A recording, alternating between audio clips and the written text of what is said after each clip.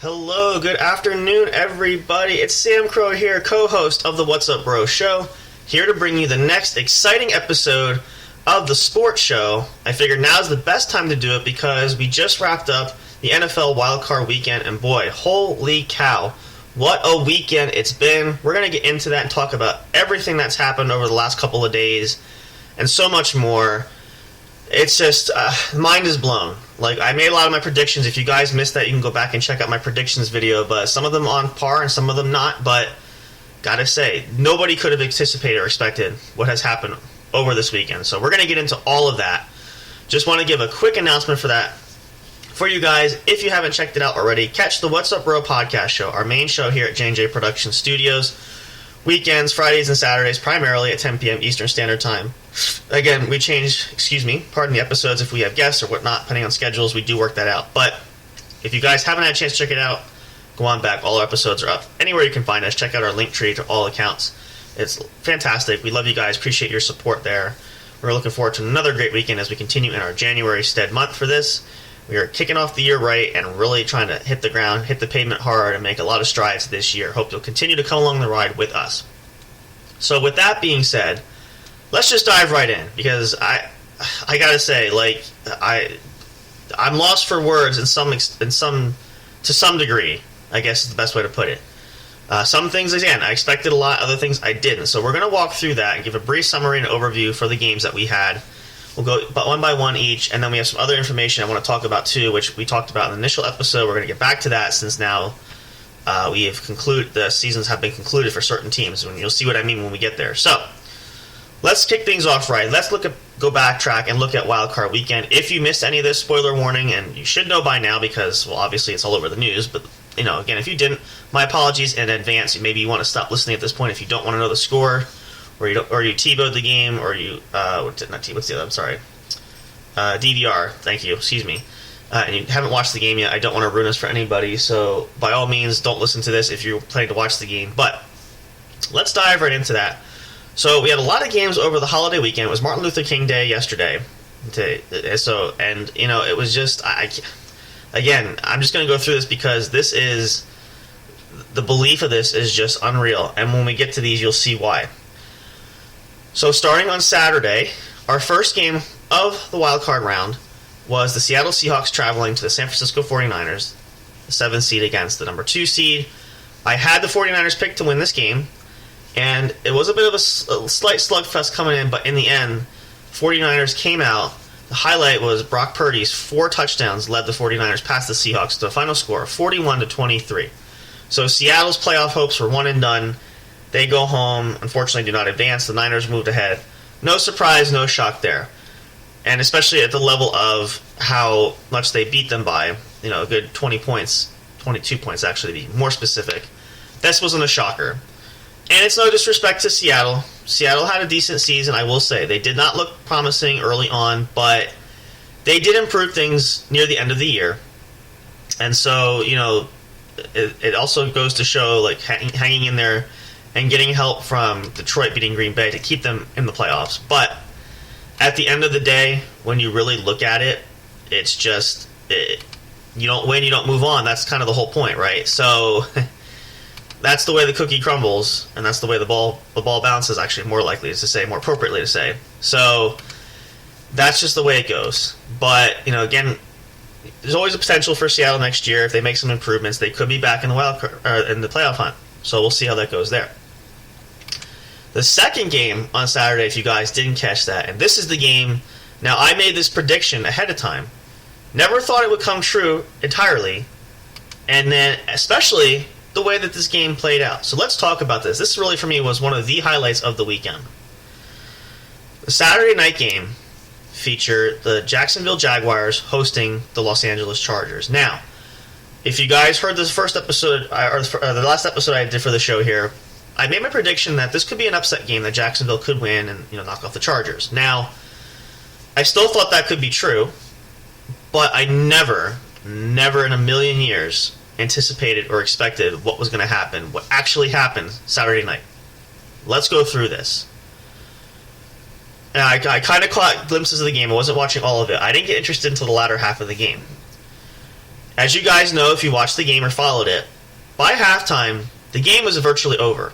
The Chargers had first of all, the first drive for the Jaguars stalled when Trevor Lawrence threw an interception to give the Chargers the ball deep in Jaguars territory, where the Chargers ended up scoring a touchdown. Things continued to get worse up until halftime, when the Chargers had amassed a 27-point lead over the Jaguars, 27-0 at halftime. Okay. Now, by any standards, NFL standards, statistics, math-wise, whatever you calculate for this, the game is virtually over. All right. I've been watching football a long time, and I've seen big holes like this. It's very rare. Case in point, Super Bowl 51, one of my most favorites with the Patriots and the Falcons. A rare exception when a team comes back down from a 25-point deficit and wins the game. So, and there's an interesting story that goes along with this too, which we're going to get to as well. But I want to get to the conclusion of the game first, and we'll go back. 27-0 at halftime. Now, the Jaguars do get the ball. They do score 27-7. They begin to chip away at that lead. It gets down to the wire. The Chargers do score again. They kick a field goal. It's now 30. Now, the Jaguars come back. One of the last drives that they have, they score a touchdown, and they get the 2-point conversion. They make this game 30-28. Now, they have to rely on their defense to hold out, because we're getting close to near the end of the game. I think it was down to right about or getting close to the 2-minute warning. And the Jaguars make the stop and get the ball back. They're marching down the field. Clock is running down too at the same time. The interesting play comes when the Jaguars get into Los Angeles territory. Gets all the way down to where they are now into a 4th down situation. It's 4th and 1. Well, they have to go for it. They're not quite ideally in field goal range, and you can't give the ball back to the Chargers because they'll run the clock out. That's just common knowledge for that. So, what to do? There's several options that could happen, should happen. Now, Trevor Lawrence, nice young quarterback. I like him out of Clemson. I think he's got a bright future there if Jacksonville can continue to build around him. The expectation, especially on the Chargers, for the Chargers defense and their coaching staff preparing for it, is a quarterback sneak.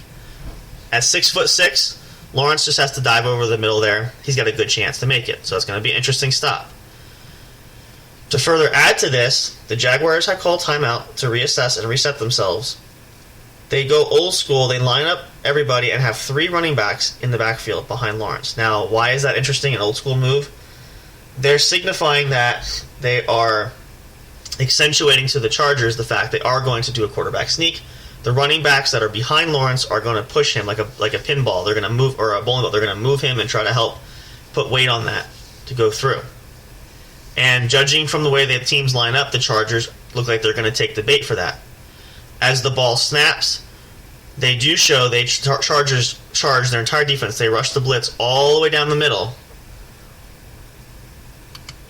Trevor Lawrence takes a step, fakes it, turns, and does a pitch toss to Travis Etienne, the running back. Plenty of room. He goes wide on the outside toward the sideline, gets the first down and a little bit more, gives the Jaguars new life, puts them in field goal range, to the stunning disbelief of the Chargers. They continue to run the clock down. They have one play that probably shouldn't have ran. They have a run that gets a loss of yardage, but they're still in field goal range. Riley Patterson, the kicker, kicks the field goal, just squeaks it on the inside to conclude the upset. The Jaguars defeat the Chargers 31-30 in Jacksonville. Unbelievable. Now, that story I mentioned a moment ago, we'll go back to, and this has been all over the internet. If you haven't seen it, you can search for it anywhere. It's not too hard to find. There was a man who was a sports bettor. He placed a bet at halftime of the game. He placed a $1.4 million bet that the Chargers would win the game. $1.4 million. Now, It's crazy. Like, the betting odds, I don't bet on sports games, but the betting odds are just astronomical, unbelievable. Now, it was a smart move statistically because all the numbers suggested that the Jaguars' chances of winning were like negative 125,000 to 1. Not good. Like, very better odds. I think the Chargers' win percentage was like 99.9% by halftime at that point, or roundabouts. So imagine the sting of that loss when a team makes an unsurmountable comeback that nobody saw coming. And we give credit to that. I mean, I said this before. I give credit to the Jaguars. Doug Peterson has done a phenomenal job with the team. I don't think they're going to go all the way this year, but to get this far, it really should be an accomplishment in and of itself, considering where the Jaguars were a year ago. Absolutely unreal. Totally knocked them off. My prediction was right, based on what I thought. I was just taking a guess for that. So, the Chargers, stunned, take a long plane ride home to Los Angeles to think about that. It's inconceivable and incomprehensible to lose a game like that.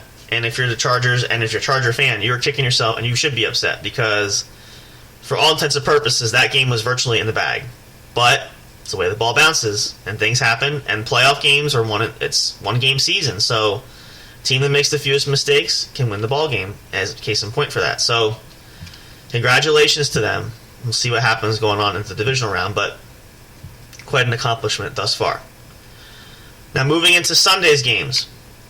So, Sunday's first game, the Miami Dolphins, the 7th seed in the AFC, take on the number 2 Buffalo Bills in Buffalo, New York. Now, this one was an easy one to call. I had Buffalo winning the game. What I did not expect, though, was, and Buffalo is fortunate, they did make some mistakes. And Miami actually was down and out in the beginning, but they came back and made it closer. So, at the end of the game, the Buffalo Bills did prevail and won 34-31. But that still shakes my confidence with Buffalo making those mistakes going forward. That could be very costly because, again, these games are one games. This is your entire season on the line. Win or go home, win or stay home, whatever the case may be. So Buffalo's fortunate. I still think they have a shot to keep going, but they need to clean up some things and play a little bit tighter to be a little more solid there. But congrats to them. Dolphins had a great season. They have a chance to come back next year. We'll see how that goes. But overall, not a bad game at all. The Sunday afternoon, continuing further, later mid-afternoon for Sunday, another big game which I thought was an easy prediction was the Minnesota Vikings at number 2 hosting the number 6 New York Giants in Minneapolis. Now, this is another one.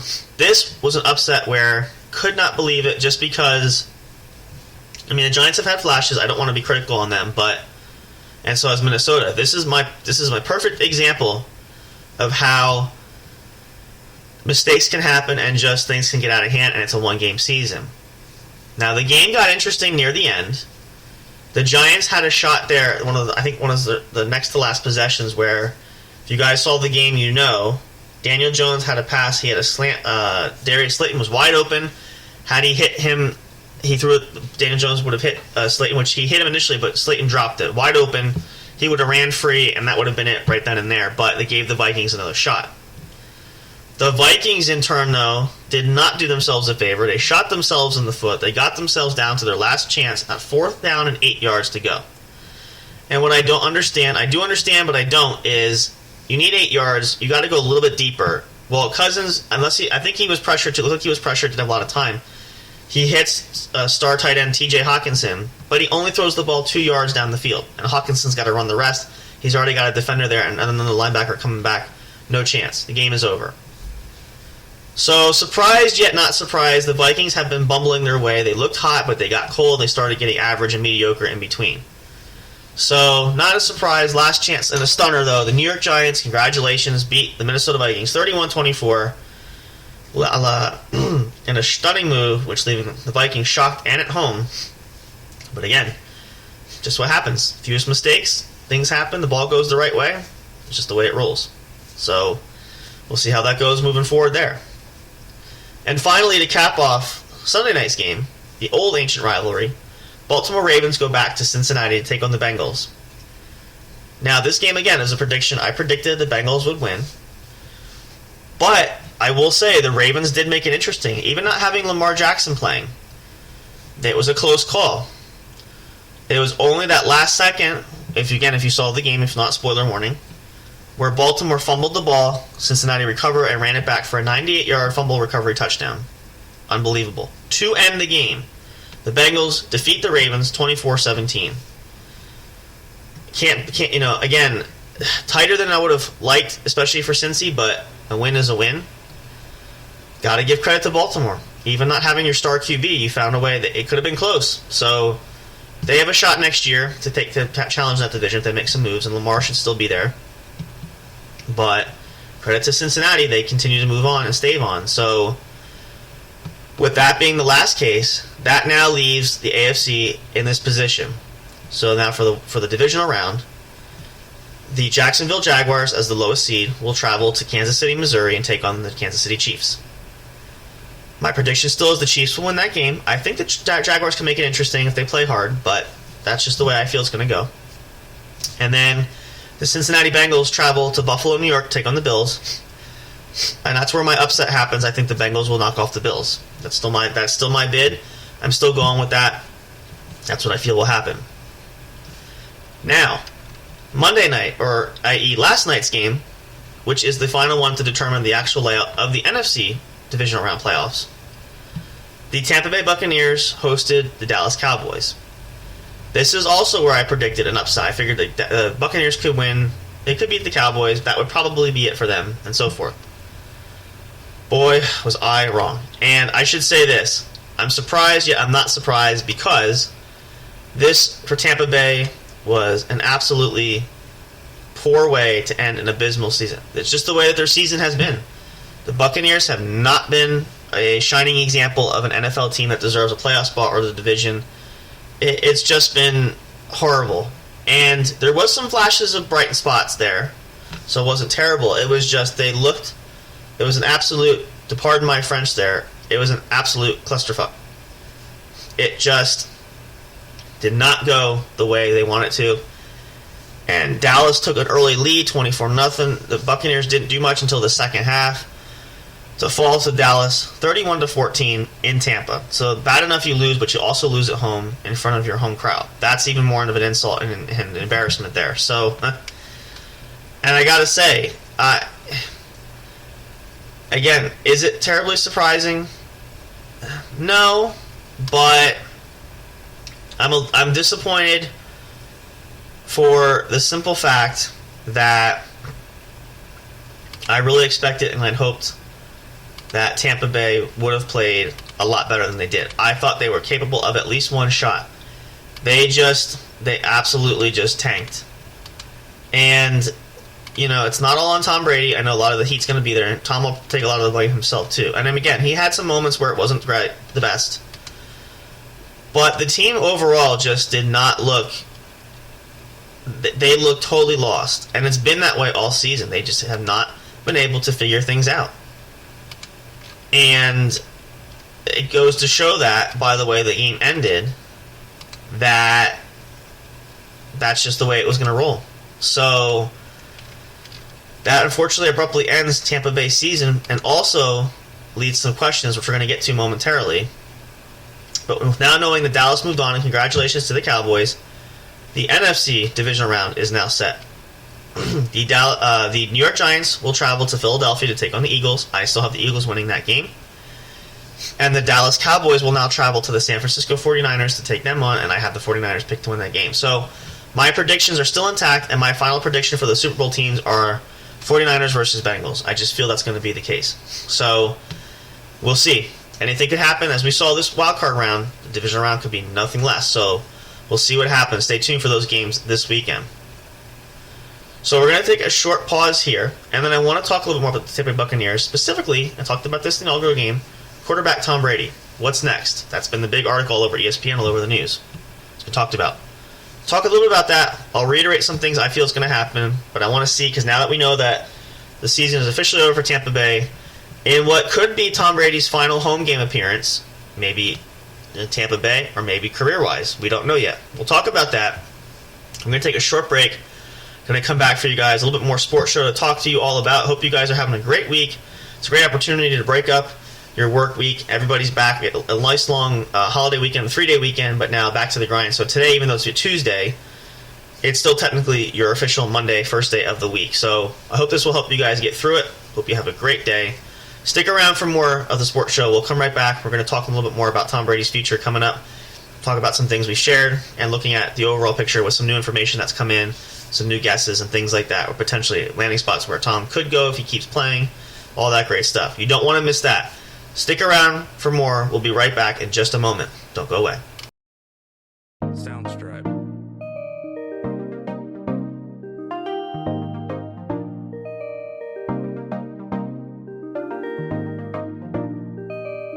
Soundstripe.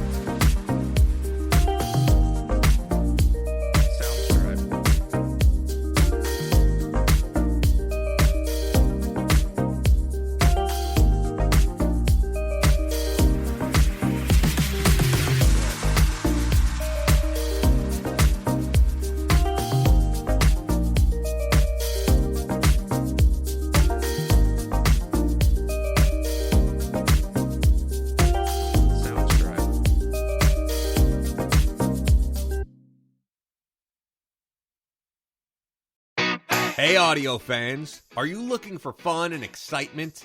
Have you been searching for that special show? You know, the one complete package you want in a podcast? Then check out the What's Up Bro podcast show and experience what true entertainment is all about. Stay tuned and don't miss the action. Available on your favorite streaming services, including YouTube. Thank you for all your support. And as always, we'll see you at the show. We'll be right back to the show with more in just a moment. Please stay tuned. We'll be right back to the show with more in just a moment. Please stay tuned. We'll be right back to the show with more in just a moment. Please stay tuned. We'll be right back to the show with more in just a moment. Please stay tuned.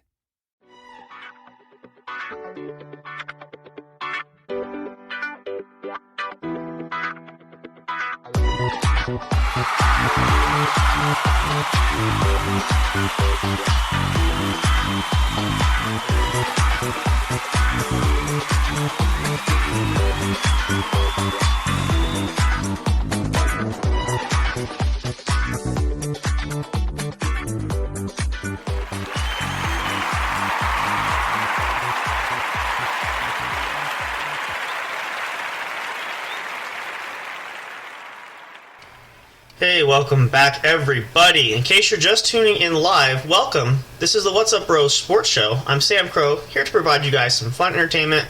We're talking about NFL wildcard round as we wrap that up this past weekend, and looking forward to what's coming in the divisional round, and so much more stuff to talk about. Threw in a little bit of a surprise there for you guys. Wanted to showcase that it's going to be something new that we are going to feature primarily on the What's Up Bro podcast show.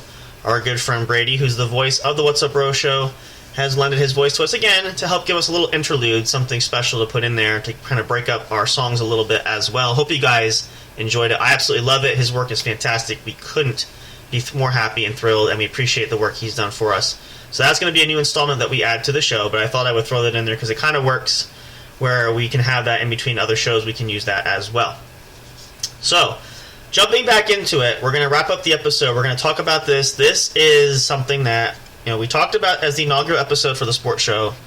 We're going to talk a little bit more in depth about this because now that their season is over and there's been new development and some new information that's been reported that's coming in, we're talking about the future of the GOAT himself, the legendary quarterback, 7-time Super Bowl champion, Thomas Edward Patrick Brady Jr. The question that has drawn the nation to a complete frenzy: where will Tom Brady play? Will he play? What's next? And now that the Buccaneer season is over, and Tom, I read some of the reports from his press conference afterward, was very mum on it. He said, we'll see, we'll take it a day at a time, which is normal for him to answer that. So, I shared this in the initial episode. I'm going to share this prediction again. I fully believe the first option will be Tom Brady will play this upcoming, technically this year now, since we're in 2023, this upcoming season in the fall of this year. But it won't be for Tampa Bay. Do I still think Tampa Bay is an option? It could be, but they're going to really have to sell him. Seeing how the season went, they need to make some major upgrades and change a lot of things. Now, there is some conflicting reports. I know some analysts and some even former players are saying Tom Brady can't win games anymore. I still don't believe that's the case. I know Tom has had a rough year, and some of it is him. A lot of it's the team too. I feel like, though, my assessment, my opinion, and at any point, you guys feel free to share your thoughts and views with me and let us know at the show here what you think. You can email us or hit us up on social media. I still feel like Tom Brady would be a far better option than a lot of quarterbacks in the league, and potentially who's coming into the league, and even current quarterbacks you have right now. So I still think he's a viable option, and even though he'll be 46 years old, I'm still inclined to say there's still potential that Tom Brady could have to be a great quarterback for the franchise. Now, that being said, the question has been, where will Tom Brady play? It has been reported. This is according to multiple reports. Nothing's official. There are a few teams that will be pursuing Tom in the offseason, including Tampa Bay, the Raiders, who have been highly touted, the San Francisco 49ers. There's also a rumor that Miami and Tennessee could be involved as well. Now, the interesting question, and this has been talked about, and this is something that has to be at the forefront of realization here. Tom Brady's MO has always been the best chance to win a championship. I still think that's true to some degree. However, most recently on his show, on the podcast, Let's Go podcast show, he has said that he likes to play, that he's loving the game and just enjoying playing football. Why is that important? Well, that could also spark the option of there could be outside teams like the New York Jets, Arizona Cardinals maybe the Carolina Panthers, teams that are not primed to win championships. Tom might go and say, you know what, I've done enough, I just want to relax, kick back, have some fun. I don't think, again, that's going to be a huge factor there, but could make it interesting. So, now, why do we think Tom Brady will play next year and not retire? Well, and again, I'm basing this off of some things I've heard other analysts give their input. I don't think Tom wants to go out the way he did this season. I think that he feels that he at least wants to have a better shot. Kind of like 2021, the Rams getting to that divisional round. So I just don't see that being the case now. And not to bring this up because this is all closed, but given Tom Brady's current family situation and everything that's happened there, for Tom going home and being like, what do you have to go home to? And I know that sounds horribly bad, but now that he's single again and free and clear for that, why, unless you're going to really enjoy the studio gig working at Fox, which he might, nothing compares, though, to the feeling of being on the football field in the locker room. A lot of players say this. Tom's still playing at a high enough level. I think he could still go another year or two. Why not? Right? Now, again, that remains to be seen. But based on everything right now, and even though Tom has not said too much, he's sort of indicated all the signs point to it looks like the most logical option is Tom will play next year. It's just a matter of, is he going to play back to Tampa? Now, Tampa Bay, I feel like personally are going to have to really sell him on why he should come back, because this year, this is where I put blame now on the team. Looked old, looked slow. They did not build that line well. The secondary and the defense need to be overhauled and looked at. And the problem is Tampa Bay is not in the best situation cap-wise because they've been borrowing and from their future cap space to build a winning franchise now. Did pay off initially because they won the Super Bowl first season with Tom. Had a chance second year, but fell short. And now this third year in, it's showing that the honeymoon is over, and pun intended, but the ship has sailed for Tampa Bay as far as championship window. I hope you guys like that. I thought of that myself. That was pretty clever. I thought that about that when I was in the shower. It's kind of one of those things that comes to you. You know, so I always say, in the shower, in the bathroom, whenever you're getting yourself ready, it always comes to you, right? That's when it came to me, so I thought that was pretty good. So, kudos to me, gold star. But anyway, so is it foregone conclusion Tom is definitely gone from Tampa? No. Again, nobody really knows what the mentality is for Tom at this point. If the part of his brain that weighs out saying, I really want a chance at another Super Bowl title, might be willing to look elsewhere for that. If it's just for fun, he could stay in Tampa. So all these things could play a factor. Now here's the other problem.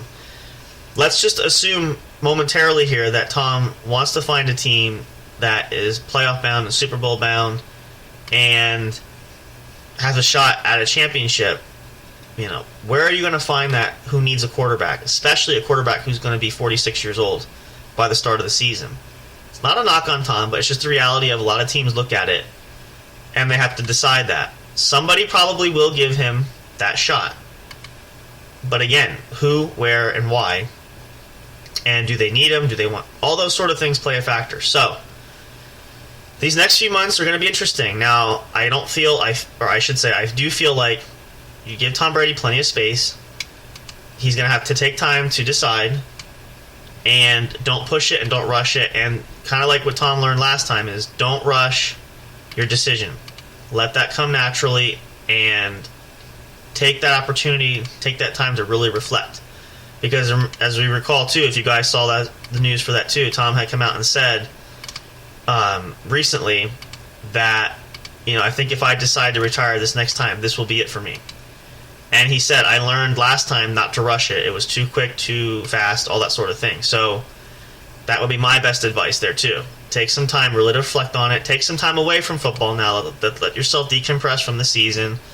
I think Tom is going to want to see how he feels physically, as well as mentally and emotionally if he wants to keep going. But again, my instinct of I think Tom is going to play is most likely going to be the case. Now, what's interesting for this too is there's the flip side of this. Rob Gronkowski, Tom Brady's old teammate and good friend, has been teasing a comeback. Now, he tweeted that out. If you guys didn't see that, his tweet, he said, I'm kind of bored. Little eyes and then ... So hinting at that.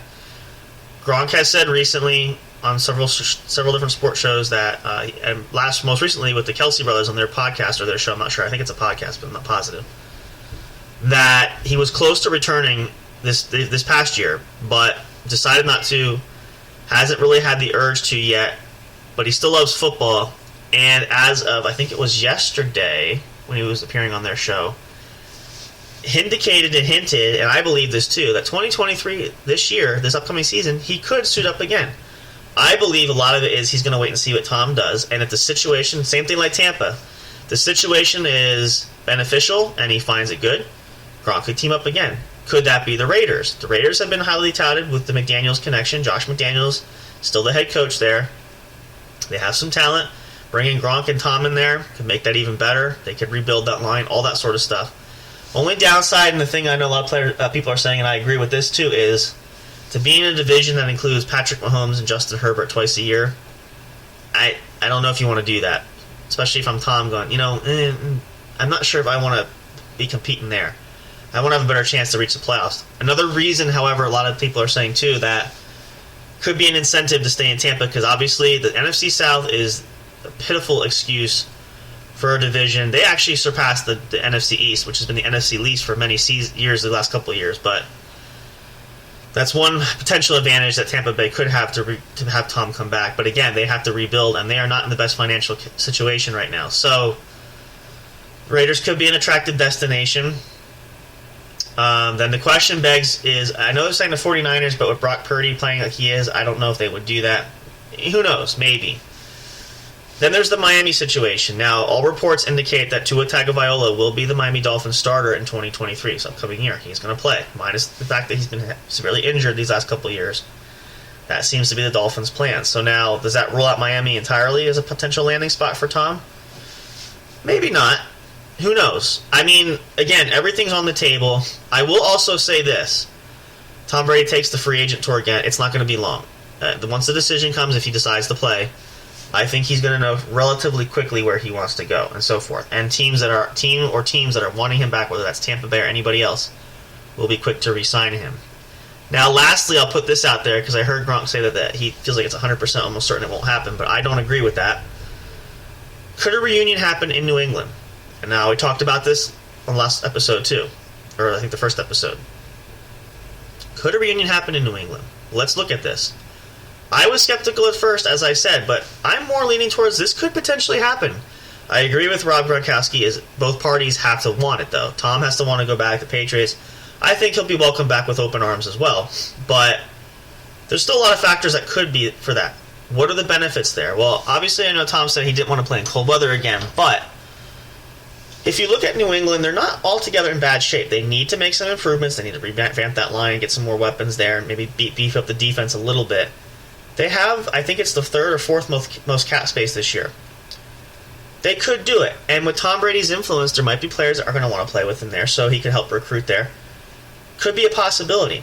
Now, the only difference had been the power struggle with Bill there and running the offense. That could be a hindering point. The other thing, too, is New England has been shopping around and beginning to line up interviews to find a new offensive coordinator. I think that could be huge, and maybe Tom waits to see who goes there. So it's not a foregone ultimate conclusion he goes there, but I wouldn't rule it out entirely. Again, you have to really weigh all the pros and cons for this. That's what's going to come down to. And again, it's Tom Brady's mentality of what's most important to him at this stage of his career. So we're going to see what happens. I will say this, I would wait a couple months. Nothing is going to happen probably at least until March. I know Tom is going to try very hard to keep things quiet because he doesn't want to take away from the rest of the playoffs and the Super Bowl and all that sort of thing. And plenty of downtime, spend some time with the kids, just relax and kick back and just unwind after a very long and very abysmal season, as we said. Just absolutely horrendous. And not strictly all on him, just the team's performance as a whole. So we'll keep track on that. We might do another video. If we hear more stuff coming in, I'll do one for you guys. We'll see if we can maybe even have a fun. If we get it narrowed down, if we know what teams are really in the running per sources, then we can take our best prediction and play a carousel of where Tom will go, pros and con benefits, and all that sort of stuff. So stay tuned for more of that. And prepare as we head into the divisional round. See what happens. If you guys disagree with my picks that I think is going to happen, let me know. I'd love to hear your guys' take on it. We'll see if we can do another episode after the divisional round. We break it down to the championship round to see who will potentially go to the Super Bowl. A lot of great teams left. We have our 8 teams that are left, down from 14. And we're going to continue to go from there. We'll get down to our final 4, and then the 2 remaining that will duke it out to be crowned the new Super Bowl champion, Super Bowl 57. Stay tuned for that more. Love you guys so much. Appreciate it. Hope you're enjoying these episodes of the Sports Show. Really enjoy talking about it. I think it's been fantastic. Looking on social media and everywhere else, we're getting a lot of great feedback from that. So thank you guys. We love and appreciate you all so much. And again, be sure to stick around. This coming Friday and Saturday night, we are back with the What's Up Bro podcast show, our mothership series here, our mothership episode, show that we have in our studio here. Hope you guys will enjoy that. Some great new topics coming up. We do have some special guests that we're lining up as well. It's going to be fantastic. This is going to be a great year. We are really kicking the ball off right, pun intended again. A lot of great things coming there. We are going to incorporate our Twitch account. We're going to use that so you guys can see us live on our Twitch channel. It's going to be awesome. We're going to play around with that. Some more great things to come and more future episodes from other shows that we have as well. Thank you guys so much. If you want more, as always, check out our link tree there. We can have all the studio accounts. You can go back to any podcast service that you listen to. check it out. We're everywhere. Old episodes, new episodes, they're there. You can download them, take them with you wherever you go on any of your favorite devices. But we'll see you guys again soon. Hope you guys have a great rest of your work week. Be happy, be healthy, and be safe. We will see you guys next time at the What's Up Bro podcast show. As always, I'm Samcro here. Let's continue to have a great week, guys. And also think of it this way. We get close to the weekend. That's going to start you off right for more playoffs coming up. And then we are going to feature some, once the NFL season is over, we'll try to get some other things going and maybe do some other sports talk, maybe some baseball coming up when the season starts, all that great stuff. We're going to incorporate a lot of things here to cater your interest, whatever sport you love. Football, basketball, baseball, hockey, all of the above. We're going to jump in there. Can't wait for it. Hope you guys are just as excited as well. We'll see you guys next time. Have a great day. Take care. And as always, we'll see you next time at the show.